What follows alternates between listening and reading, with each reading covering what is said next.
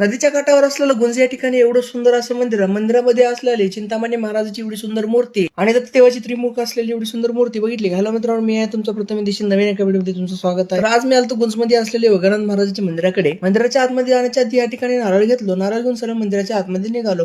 मंदिराच्या बाहेर सुंदर असं या ठिकाणी दोन्ही साईड हाती होते आणि तसं मंदिराचा असा भव्य असा दरवाजा होता. या ठिकाणी दोन्ही साईड असे द्वारपाल सुद्धा होते. मंदिराच्या आतमध्ये आलो. मंदिराच्या आतमध्ये बघतो एवढं सुंदर असं मंदिराच्या वर लाइटिंग लावली होती. खूप सजवलं होतं मंदिराला. दर गुरुवारी या ठिकाणी खूप सारे भक्त येतात दर्शनासाठी. श्री गुरुदेव दत्ताचे दर्शन केलं. दर्शन करून मंदिराच्या मागच्या साईडला आलो. काही पायऱ्या चढून मंदिराच्या वरच्या साईडला आलो. मला वाटलं नव्हतं वरच्या साईडला सुद्धा एवढं सुंदर असं भव्य मंदिर असेल. वरचं मंदिर सिद्धेश्वर मंदिर म्हणजे महादेवाचं मंदिर आहे. या ठिकाणी दर्शन केलं. मंदिराचे दर्शन करून मंदिराच्या खालच्या साईडला आलो. या ठिकाणी येऊन बघतो सुंदर अशी चिंतामणी महाराजाची मूर्ती सुद्धा होती. या ठिकाणी दर्शन करून मंदिराच्या बाहेरच्या साईडने निघालो. या मंदिरावर असलेल्या प्रत्येक भिंतीवर असं सुंदर असे कोरियोग्राम सुद्धा केले होते. या मंदिराकडे बघून असं वाटत होतं एखाद्या कोणत्या राजाच्या महलामध्ये आलं. तेवढं सुंदर अशी या ठिकाणी कलाकृती होती. मंदिरात दर्शन करून मंदिर बघून मंदिराच्या बाहेर आलं.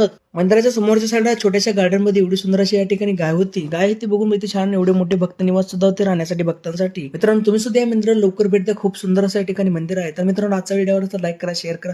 अशी व्हिडिओ पाहण्यासाठी प्रथम या दीक्षितला फॉलो करा. तर उद्या भेटू एक नवीन. Bye bye.